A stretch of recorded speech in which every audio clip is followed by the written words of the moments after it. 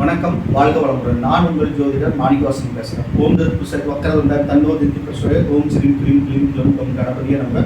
ஓம் cream ஆதித்யாய சோமாய மங்களாய புதேச குரு சுக்கிர சனி பேச்சராக கேதாவ நமக. ஓம் ஸ்ரீம் க்ளீம் பஞ்சபூத விசுவிசிய ஓம் மந்திரங்கு பஞ்சபூத விசுவிசிய ஓம் லங்குவங்கு பஞ்சபூத விசுவிசிய ஓம் நங்குமங்கு பஞ்சபூத விசுவிசிய சுவாகா. 9 நவகிரகங்கள் 5 பஞ்சபூதத்தோட அனுகிரகம் பரிபூர்ணமாக அனைத்து ஜோதிட அன்பர்களுக்கும் ஆன்மீக பெரியவர்களுக்கும் கிடைக்க எம்பெருமான் முருகப்பெருமானம் மனதார பிரார்த்தனை பண்றோம். ஓம் சரவண பவாய முருகா. இன்னைக்கு நம்ம பார்க்கக்கூடிய தலைப்பு என்னன்னு பார்த்தோம்னா, துலா லக்னத்திற்கு சுக்கிர பகவான் என்ற ஸ்தான பலன்கள் என்ன அப்படின்றத பொதுவான பலன்கள் தான் பார்க்க போறோம். சுக்கிர பகவானோட அதிதேவதை என்ன அப்படின்னு பார்த்தோம்னா, மகாலட்சுமி தாயாரும் அன்னபூர்ணீஸ்வரியும். ஓகேங்களா?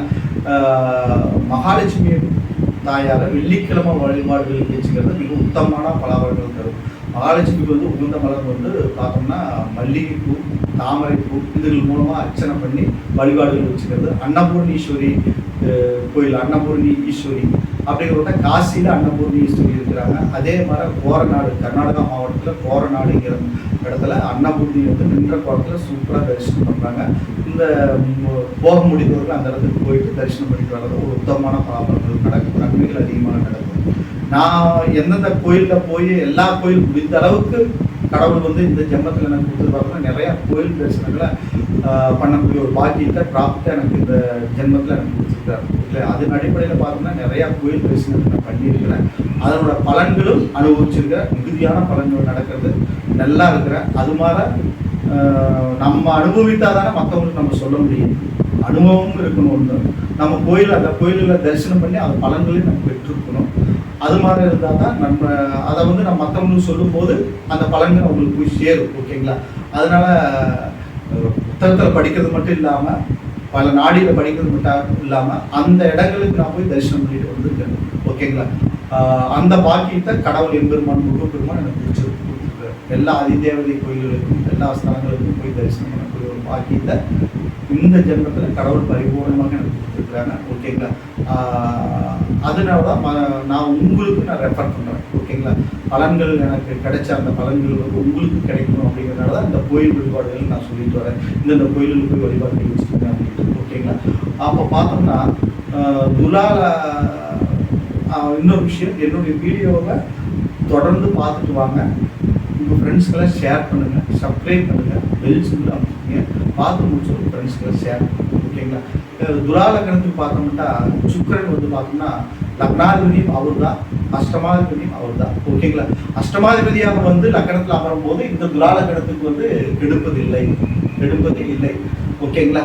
ஏன்னா 2 ஸ்தானத்துக்கு அவரே அதிபதியாக இருக்கிறதுனால நன்மைகள் அதிகமாக தான் நடக்கும். ஓரளவுக்கு அஷ்டமஸ்தானங்கிற இதை விட்டுட்டு அவர் நற்பலன்கள் கொடுக்கறதுக்கு வாய்ப்புகள் அதிகம். ஓகேங்களா? அதிகம்.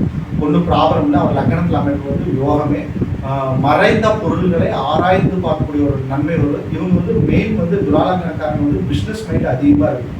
ஏன்னா உங்களுடைய சின்னமே தராசு தான். ஓகேங்களா? அதனால பிஸ்னஸ் மைண்ட் அதிகமாக இருக்கும். தொழில் நிமித்தமாக நிறையா ஒரு தொழில் அப்படிங்கிற சிந்தனை அதிகமாக உங்களுக்கு இருக்கும். ஒரு நன்மையான ஒரு இடம் தான் சுக்கிரன் அந்த இடத்துல இருக்கும்போது நற்பலன்கள் மிகுதியாக நடக்கும், நன்மைகள் அதிகமாக இருக்கும். ஒன்றும் பிரச்சனை இல்லை. அடுத்தது 2ஆம் இடம் தனஸ்தானம் அப்படிங்கிற இடத்துல சுக்கிரன் அஷ்டமாதிபதி லக்னாதிபதி அமரும் போது ஓரளவுக்கு நற்பலன்கள் நடக்கிறதுக்கு வாய்ப்புகள் இருக்குது. அங்கே செவ்வாய் சம்மந்தப்படாமல் இருந்துட்டாங்கன்னா நல்ல நற்பலன்கள் நடக்கிறதுக்கு வாய்ப்புகள் அதிகமாக இருக்கும். ஒரு ஆவரேஜாக நடக்கும், ஒன்றும் ப்ராப்ளம் இல்லை. சரிங்களா?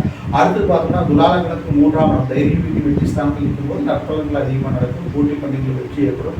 ஒரு அஷ்டமாதிபதிங்கிற கோணத்தின் அடிப்படையில் நற்பலன்கள் அதிகமாக நடக்கும். ஒன்றும் ப்ராப்ளம் இல்லை.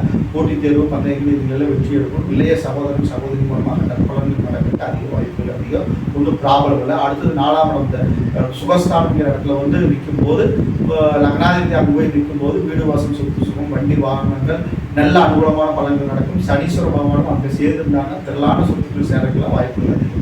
ஒன்றும் பிரச்சனை. லக்னாதிபதியும் 4 பேரும் சேர்ந்து 4ஆம் இடத்துல ஆட்சி வரம் பெற்றிருக்கிறதா லக்னத்தில் அவர் சனி உச்சமாகி அந்த சுக்கிரன் சம்பந்தப்பட்டாங்கன்னா நன்மைகள் அதிகமாக நடக்கும். இல்லைனாலும் இவர் தனிச்சிருக்கிறது தான் நம்ம பலன்கள் சொல்கிறோம். அதனால நற்பலன்கள் மிகுதியாக நடக்கிறதுக்கு வாய்ப்புகள் அதிகம். அடுத்து 5ஆம் இடம் பூர்வீக ஸ்தானத்தில் அவர் நிற்கும் போது நற்பலன்கள் மிகுதியாக நடக்கும். ஓரளவுக்கு நன்மையே ஒன்றும் ப்ராப்ளம் இல்லை.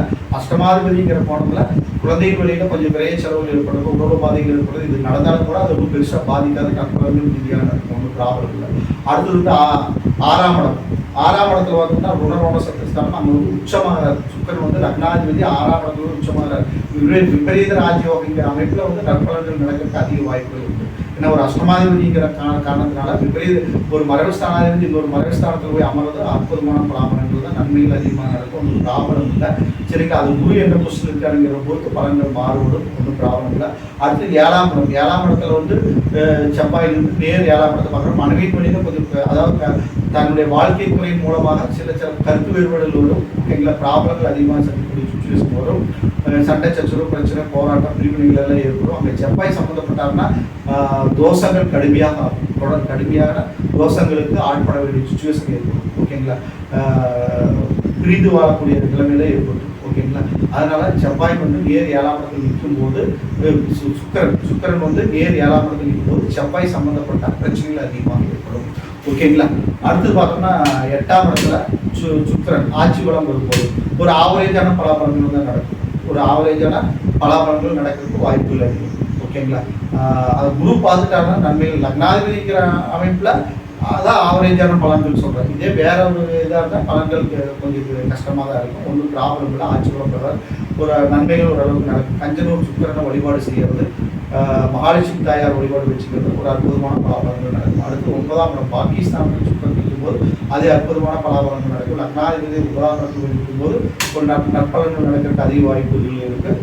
மெயினாக துலாலகரக்காரங்க வந்து என்ன பண்ணணும், சுக்கிரன் வழிபாட்டை மெயினாக வச்சுக்கணும், ஓகேங்களா. அப்போதான் நற்பலன்கள் நடக்கும், ஓகேங்களா. அவர் எந்த ஸ்தானத்தில் இருந்தாலும் சரி கஞ்சனூர் சுக்கிரன் வழிபாடு மகாலட்சுமி வழிபாட்டை வச்சுக்கிறது நற்பலன்கள் நடக்கிறதுக்கு வாய்ப்புகள் அதிகம். அடுத்து பார்த்தோம்னா 10ஆம் இடத்துல கடகத்தில் நிற்கும் போது நற்பலன்கள் நடக்கும், ஒன்றும் பிரச்சனை இல்லை. லக்னாதிபதி கேந்திர திரிகோணாதிபதி லக்னத்துக்கு அவர் வந்து 10ஆம் இடத்தில் இருக்கிறது நற்பலன்கள் நடக்கிறதுக்கு வாய்ப்புகள் அதிகம். அங்கே சந்திரன் வழிபாட்டையும் வச்சுக்கிறது சுக்கிர வழிபாட்டையும் வச்சுக்கிறது நற்பலன்களை மிகுதியாக கொடுக்கும். அடுத்து 11ஆம் இடம் லாபஸ்தானம் அப்படிங்கிற இடம் வந்தால் கூட அது பாதகஸ்தானம். பாதகஸ்தானத்தில் லக்னாதிபதி ஏறும்போது கொஞ்சம் ஆவரேஜான பலாபலன்கள் தான் நடக்கும். ஏன்னா சுக்கிரனுக்கு மட்டும் அது கொஞ்சம் விதிவிலக்கு இருக்குது, ஓகேங்களா. சுக்கிரனுக்கு அது பாதகஸ்தானமாக இருக்கிறனால 11ஆம் இடம் பாதகஸ்தானமாக வர்றதுனால கொஞ்சம் ஆவரேஜான பலாபலன்கள் நடக்கும். குரு பார்த்தாலோ வேற ஏதாவது சுபகிரகத்தினோட பார்வை பெற்றாலோ புதன் சம்மந்தப்பட்டு இருந்தாலோ ஒரு நற்பலன்கள் நடக்கிறதுக்கு வாய்ப்புகள் அதிகம், ஓகேங்களா. அடுத்து 12ஆம் இடம் விரயஸ்தானத்தில் அவர் வந்து நீச்சமாகிறார், ஓகேங்களா. விரயஸ்தானத்தில் 8 குடைவன் வந்து நீச்சமாகி மறைவு வர்றாரு. அப்போ வந்து பார்த்தோம்னா அந்த புதனோட நிலை எப்படி இருக்குது அப்படிங்கிறது பலன்கள் மாறுபடும், ஓகேங்களா. ஒரு ஆவரேஜான பலாபலன்கள் தான் நடக்கிறதுக்கு வாய்ப்புகள் அதிகம். ஆனால் சுக்கிர வழிபாட்டை வச்சுக்கணும், புதன் மகாவிஷ்ணு வழிபாட்டையும் சுக்கிர வழிபாட்டையும் ரெண்டையும் சேர்த்து வச்சுக்கணும். பெருமாள் சன்னதிக்கு போனவங்களாவே மகாலட்சுமி தாயாரையும் வழிபடலாம், விஷ்ணுவையும் வழிபடலாம். 2 வழிபாட்டையும் ஒரே இடத்துல 12ஆம் இடத்துல விரயமாகும் போதும் 9ஆம் இடத்துல இருக்கும்போதும் இந்த 2 வழிபாட்டையும் நம்ம ஒரே இடத்துல விஷ்ணு கோயிலில் போனோம்னா நமக்கு வச்சுக்கலாம். நற்பலன்கள் மீதியாக கண்டிப்பாக கிடைக்கும், ஒன்றும் ப்ராப்ளம் இல்லை, ஓகேங்களா. இந்த வீடியோ உங்களுக்கு பிடிச்சிருந்தா சப்ஸ்கிரைப் பண்ணுங்கள், பெல் சிம்பிள் ஃப்ரெண்ட்ஸ்களை ஷேர் பண்ணுங்கள்.